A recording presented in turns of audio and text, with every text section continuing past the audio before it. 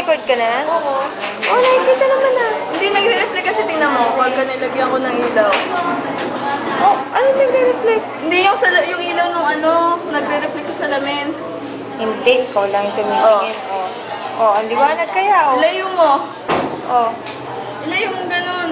Eh, wag mo ilalayo, lapit mo.